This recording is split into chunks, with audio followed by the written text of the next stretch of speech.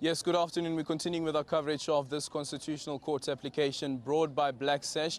But because it's such an important issue, of course, that's the reason why you have so many people here outside the Constitutional Court with regards to the issue around paying the grants on the 1st of April. We have had various submissions from Black Sash as well as Freedom Under Law, who are not opposed to, or rather are making the suggestion that the contract that CPS currently enjoys with SASSA should be extended. The question is whether it should be for 6 months. You have Freedom Under Law, which says it should be for 1 year at least, while you have Black Sash, which says it should be for a year at least. And of course, we also heard earlier on from the post office, which also applied to be a friend of the court, saying that they are capable. It's not true that CPS is the only company that can deliver the services. The post office says that they are quite capable of delivering the services. But we just heard the response from Advocate Breitenbach, the senior counsel representing the minister as well as SASSA and the SASSA CEO, saying that if the grant or if the tender, the contract to issue these grants is handed over to the post office, it might be a bit risky. But quite important out of this case is what the justices were trying to get to into whether SASSA is capable of delivering the services and why SASSA has failed to deliver the services in terms of paying grants, but also the role that the minister had played, considering that she is the executive head of this organ of state, which is SASSA. And right now I'm joined by the ANC spokesperson, Zizi Kodwa. The justices have had really hard words for the council representing the minister. I think what is important for us is that both the President Zuma and the Minister of Finance has assured beneficiaries of social grants that people will be paid come the 1st of April. The Minister of Finance yesterday assured the country that there is sufficient money. Perhaps the issue is legality, which is issue before this court. So what is before this court is not about whether people will be paid or not, is the legality of that payment and the lawfulness. But for us, what is more important fundamentally, a broader question is, what did we do or what did we not do to arrive at this precipitous point, a point of perpendicular, where we find ourselves a situation that could have been avoided. This issue could have been dealt with or should have been dealt with much better earlier, so that we do not create an unnecessary anxiety and panic among the most vulnerable. And I think, unfortunately, this situation, it has brought us to be where we are. But I think for those within the leadership of state and government, that question is more important. What brought us to be where we are? Because the situation could have been dealt with much better. And politically speaking, though, it doesn't shine a good light on the ANC, considering that this is an ANC deployee who's at the helm of the Social Development Department and who has had 3 years at least to make sure that a contract is in place. That's why we ask a question. Fundamentally, what did we do or what did we not do to arrive at this precipitous point?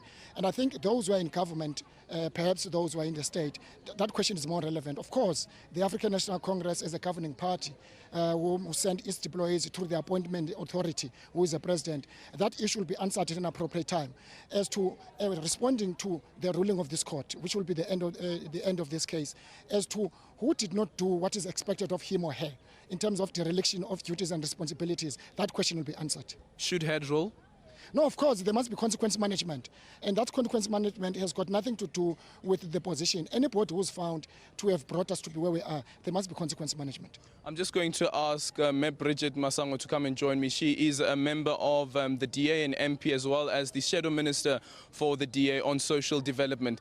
How did we arrive at this point? And I guess the other thing is that we can't just blame the minister. There's an argument that has been made here in court. I just can't remember which council was making this argument, that the executive has failed, but also Parliament, in its duty in terms of oversight, has failed to hold the minister accountable. I also would like to just join the chorus that says it is comforting for us to know that the 17 million beneficiaries are going to be getting their grants, and also that that message has come from all the leadership that is relevant for that to happen. Coming to how did we get here, and the responsibility of the members of Parliament who should be holding the executive to account, one could just say to you that the frustration that we watched today in the full bench of the Constitutional Court, we have had that frustration from, to be exact, from the 7th of June 2016, when we had not seen any report that was outlining the plans of how the takeover was going to happen, the institutionalization of the grant payment, as it is called in Parliament. And then we wrote a letter to invite the minister to come and present to us the plans or the lack of it. And to this day, as I sit here now, there hasn't been any plans that have been presented, which is probably why we are standing now at the Constitutional Court, where this whole thing started 2014, when the Constitutional Court actually declared the contract invalid and irregular. So the question that still needs to be asked is, how are we going to pay the grants? We are very, very happy and welcome the fact that they will be paid, but who and why is the question why we are here today. And what we can say is that it is incumbent on the Department of Social Development, the Minister to be exact, and the South African Social Security Agency to make sure that this happens.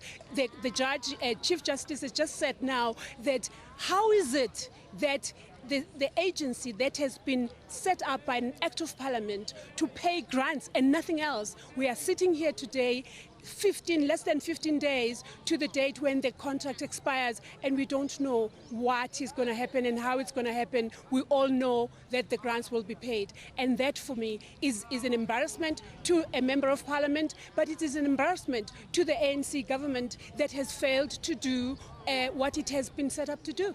Well, definitely, as you say, that it is an embarrassment, and even the Chief Justice also used that word, saying that it is embarrassing, and it should be embarrassing, that the minister, there was this finding, a Constitutional Court ruling against the minister, but still nothing has happened.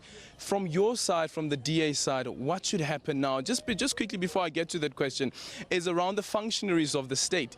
You have the IEC ruling that happened last year, where the Constitutional Court found itself having to, as Justice Mogoeng said, to avoid a constitutional crisis and allow the elections to go ahead with an invalid and unconstitutional a court roll, and now, rather, a voters roll.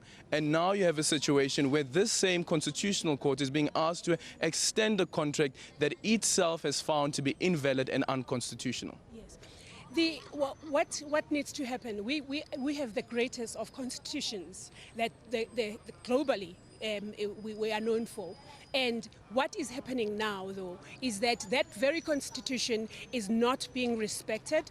And the signs of what is happening is that what are we making of such a great constitution? And what we are saying as the DA, of course, is that let us have all the organs of state doing what they have to do, because it is in doing that we can continue as a country that is respected, first of all, for being a constitutional democracy, and second of all, for having started this thing of paying grants, which we know to be applauded throughout the world. But if things like this are happening, what does that say of us? Let me just quickly bring Zizi in here. And we heard earlier on from one of the councils, I just can't remember which council it was, but kept on emphasizing that the system that South Africa has in terms of the grant system, it is a world-class system, and there are some countries across the world that don't have that. But now all of that is being eroded by a decision or lack of a decision being taken. Do you believe that this sentiment, that there seems to be a failure to respect the Constitution and even this Constitutional Court is correct? You'll agree with me that even a number of political parties don't agree in terms of our social security policy as the African National Congress. And I think this incident, we must learn from it to an extent that it may assume that is actually the reversal of the work that we have done as the African National Congress-led government. I think we welcome the fact that even other political parties are beginning to appreciate the need to bring dignity in terms of social security. And but I guess the manner in which it came, and it shouldn't have been this way. It shouldn't have been in a way where you find the elderly outside the Constitutional Court panicking. You know, I was speaking to a lady earlier on, Umama, and she was even confused. She even thought that the last payment that they will receive is on the 1st of April. April and nothing beyond that. And that's the reason that she was here. We should not be here. I think that is the first starting point. We should have avoided, because we've got leadership, we've got structures, we've got systems, we've got agency that is established by Act of Parliament to do exactly why we are here. So we should not have been here. And I think this situation must never arise again. I think those in government, those in the state must learn. It may not be SASSA tomorrow, it may be some other agency, but we should not be in this situation where almost half of the population is in a panic mode.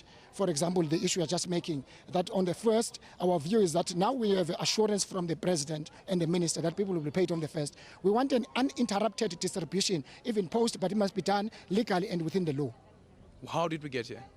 How did we get here is a matter that I think has been advanced here in court.